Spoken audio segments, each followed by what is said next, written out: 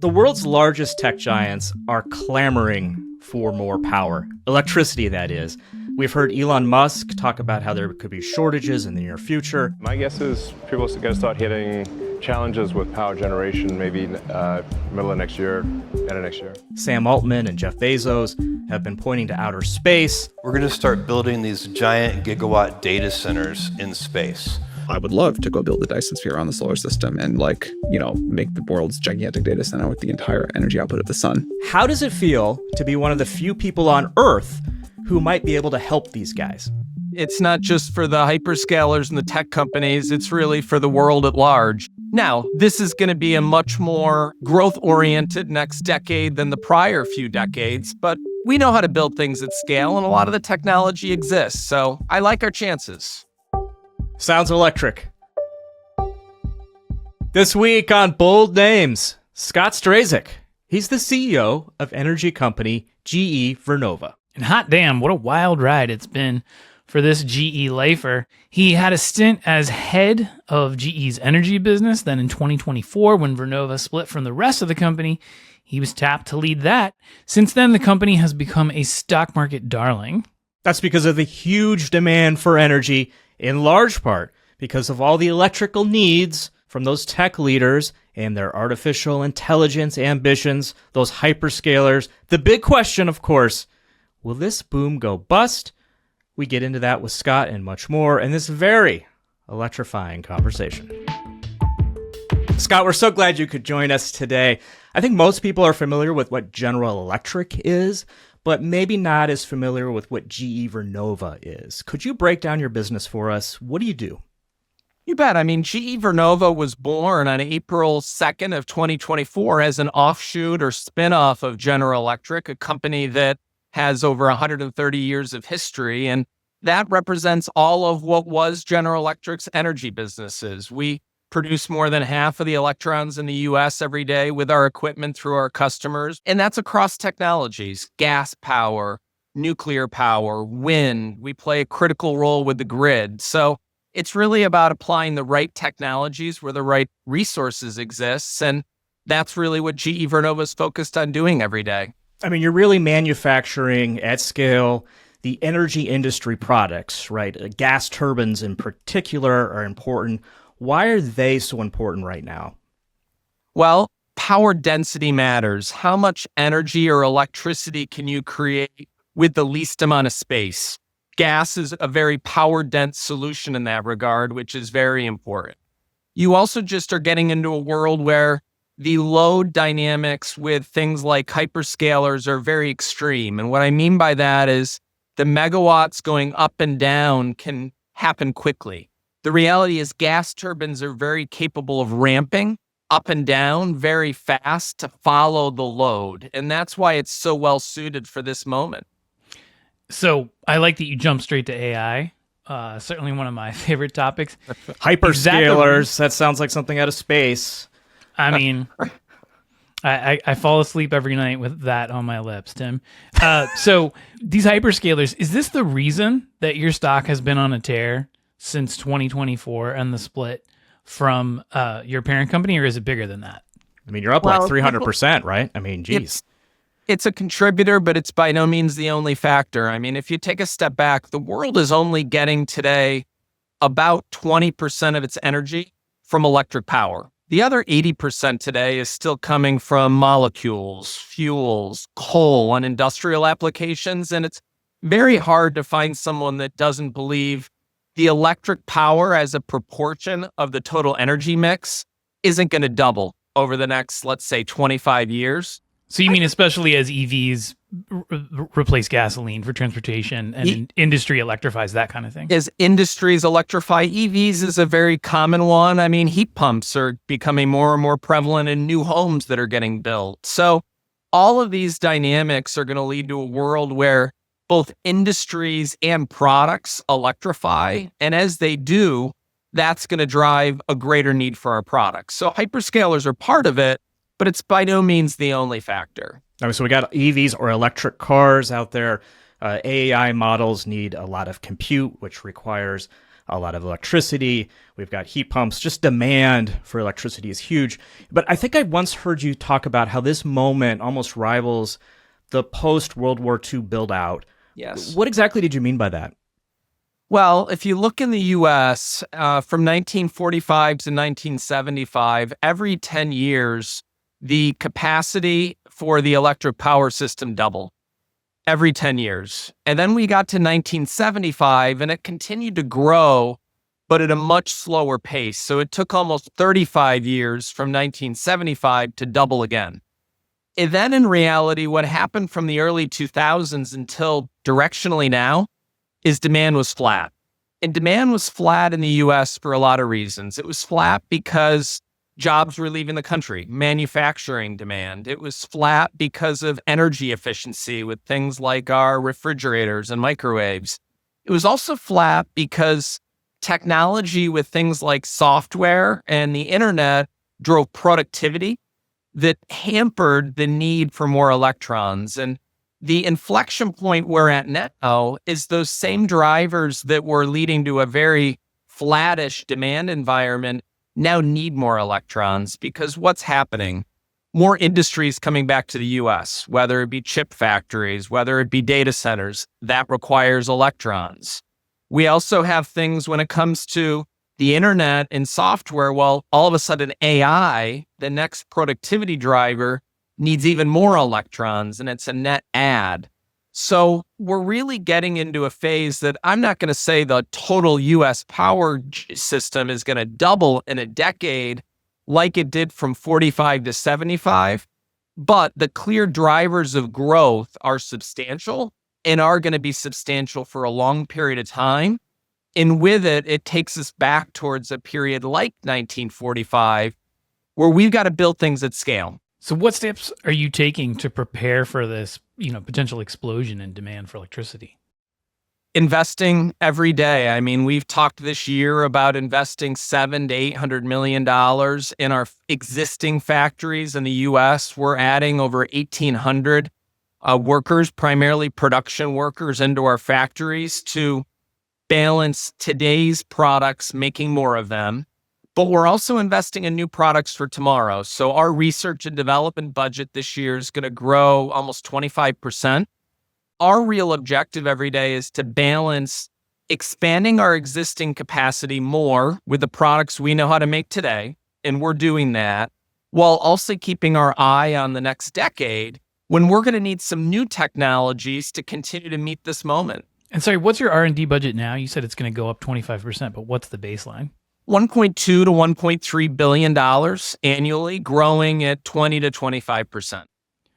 I mean, we're in a bit of an unusual moment in history because typically when people are trying to project demand for something like electricity, it's very hard to make that prediction. But we know that, for instance, Sam Altman at OpenAI has said that they're going to spend more than $1 trillion on new infrastructure over the next few years. So it doesn't take, much time with a napkin to calculate what that's going to translate in terms of gigawatts of fresh electricity supply.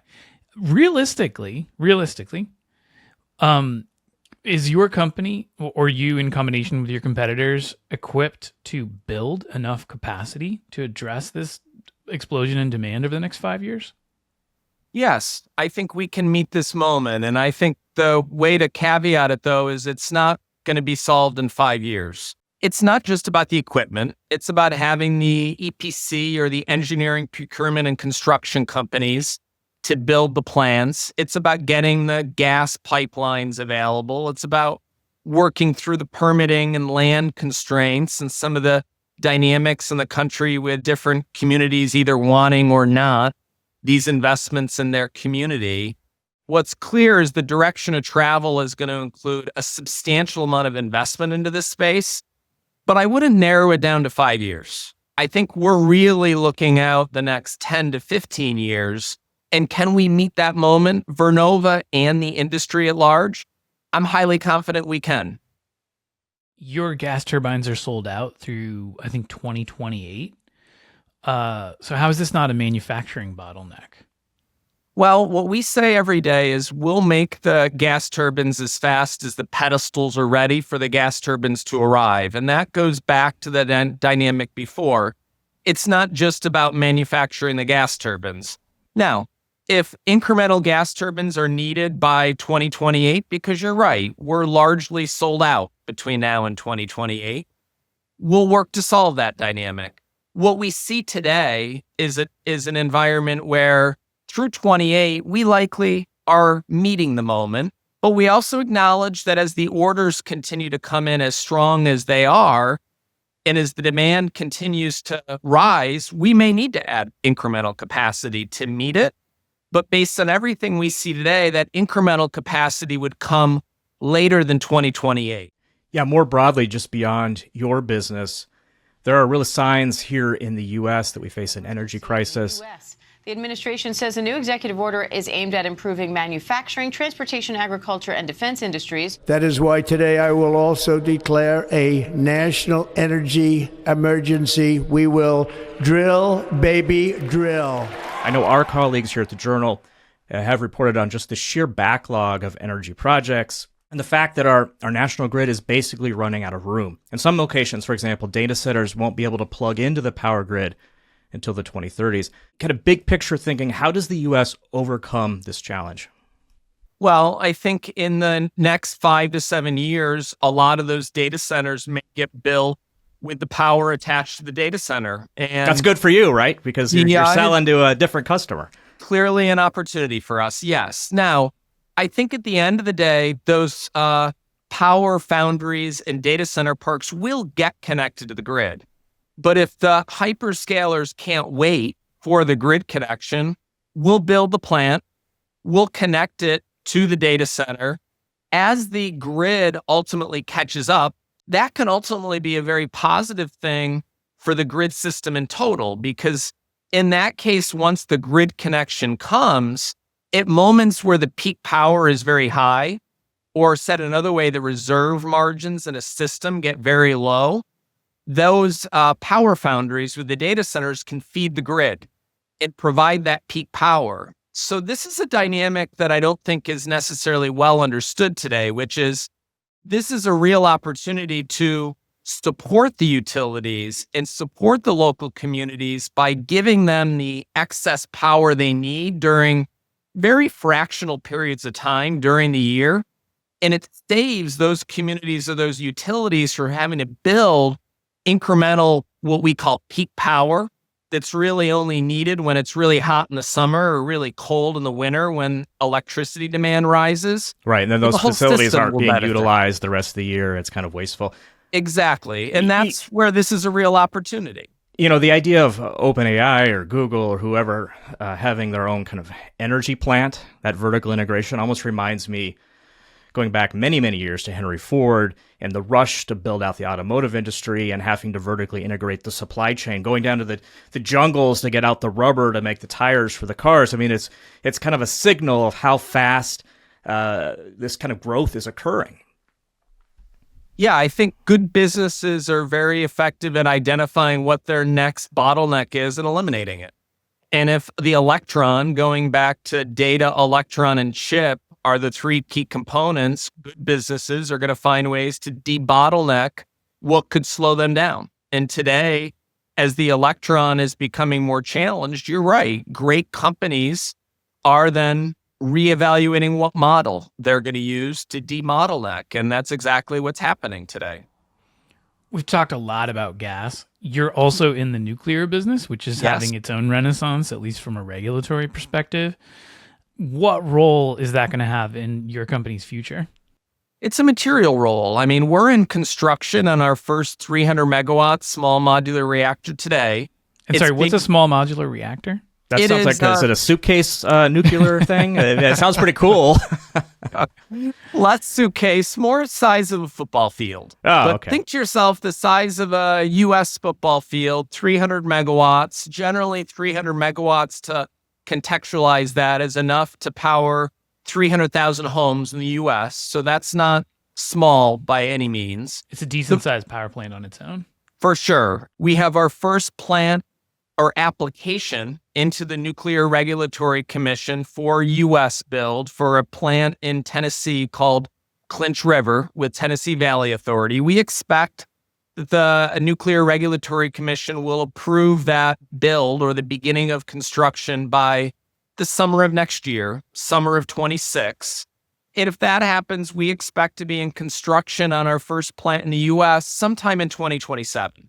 Now, once construction starts, it's about a 4-year build right now to go from beginning construction to having incremental electrons on the grid.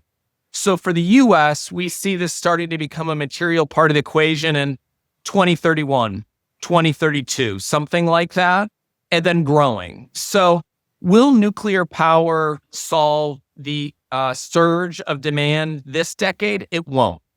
Can nuclear power start to be a material contributor 2030 to 2040?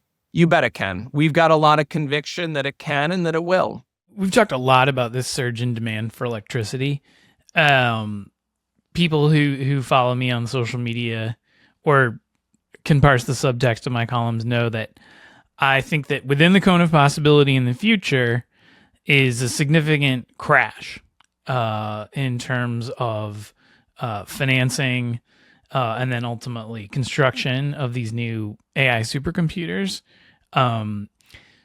If something like that happens, I'm not saying it will, what happens then? Are you caught flat-footed if suddenly people are canceling orders, or does that affect your hiring, your build-out?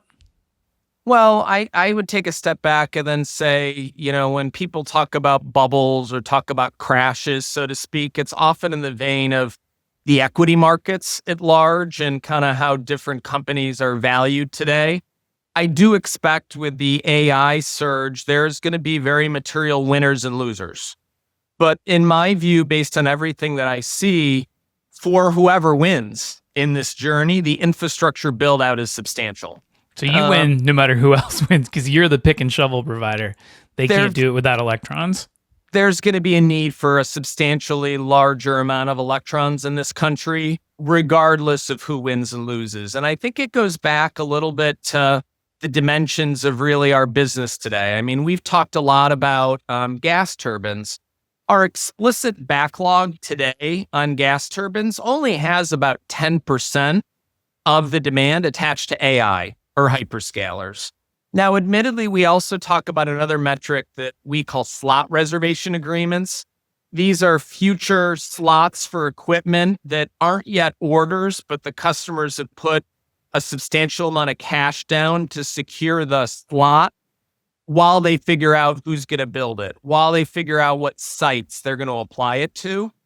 In that case, it's about a third of our slot reservation agreements are tied to hyperscalers or AI. So I give those numbers to contextualize. This is only a small proportion of the electrification of industry. It's an important one, and it's one we're very motivated to serve, but just it's very hard to not believe that the world doesn't need more energy, and that for the world to meet its goals, a large proportion of that energy needs to come from electricity. So this infrastructure build out is going to happen regardless. I'm just curious if AI reflects only a small portion of that projected demand. What's the pie chart look like? Like, what's the rest of the demand going toward? Well, we have regulated utilities across the U.S. that are simply seeing their reserve margins come down. Sorry, what's a reserve margin? The amount of excess energy that exists relative to moments of peak power.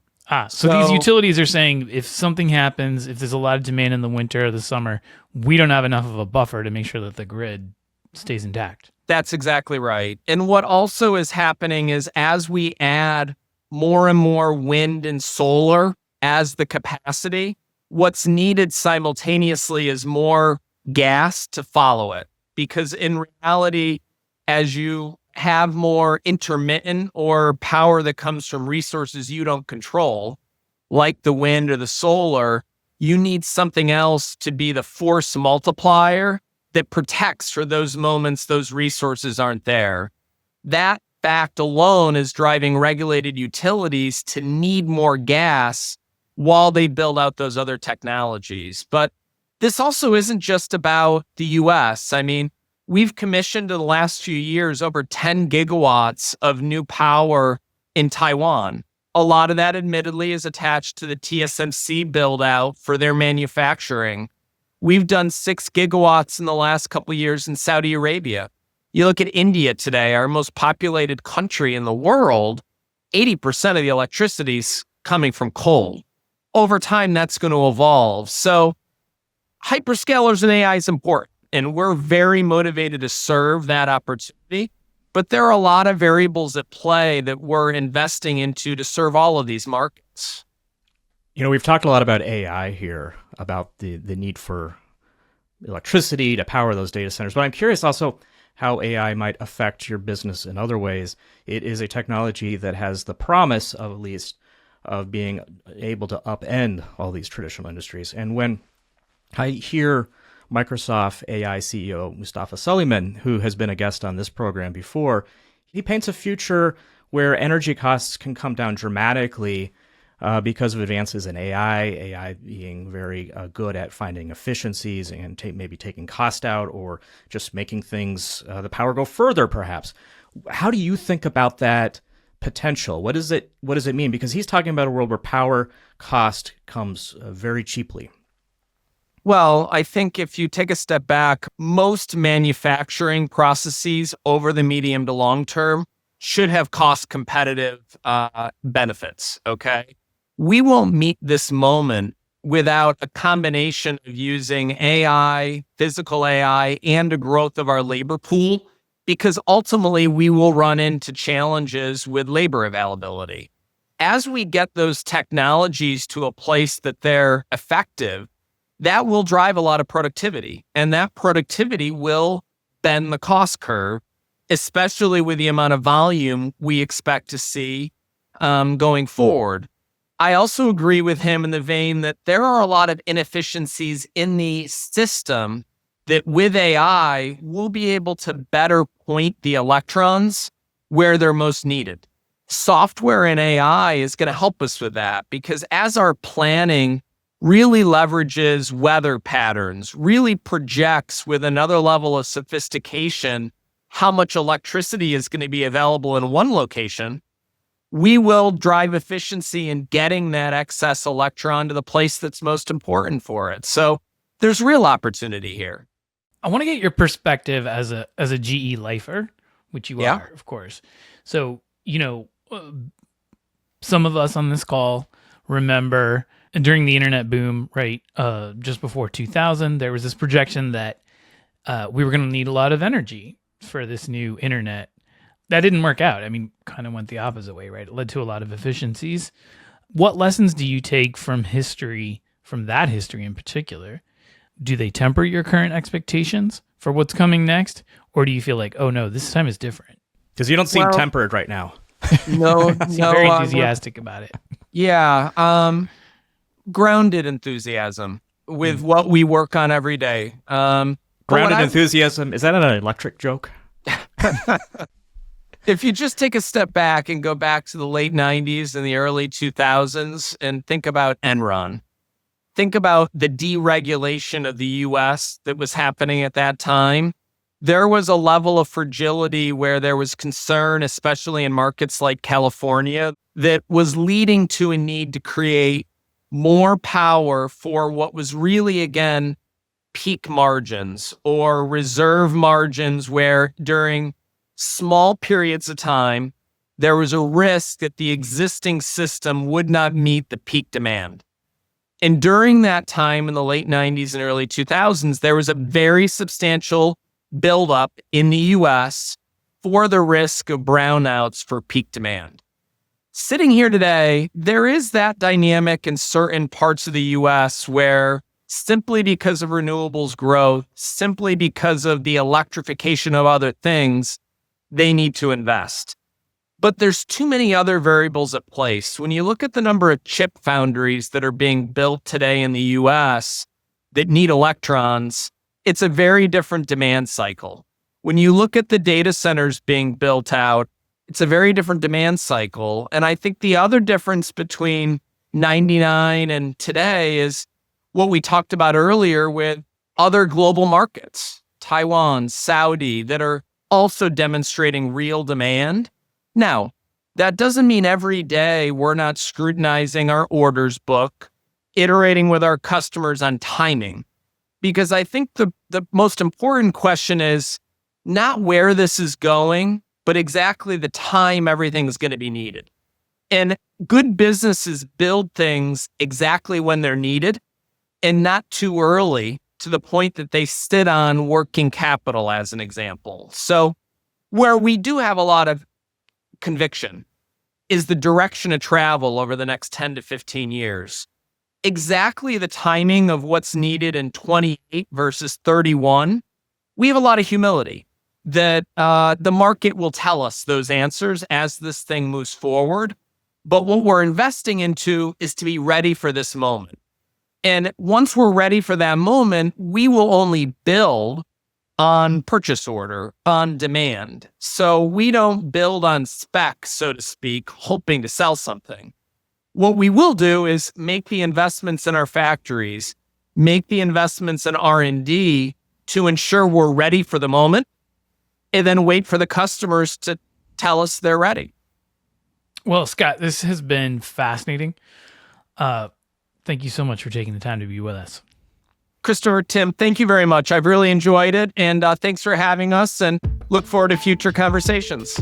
This is a message for all those bold name fanatics who aren't just my mother. We need your help because we're cooking up something great. Yeah, we're going to be taking your questions. This is your first chance to ask us directly, maybe something in our columns, something we might have some expertise in. Maybe you just want to see behind the scenes, or you want to know if Tim's fan club includes anyone other than his mom. But send us your selfie videos or voice memos with your questions to boldnames@wsj.com. We might use them in a future episode. Can't wait to hear from you and hear all those questions.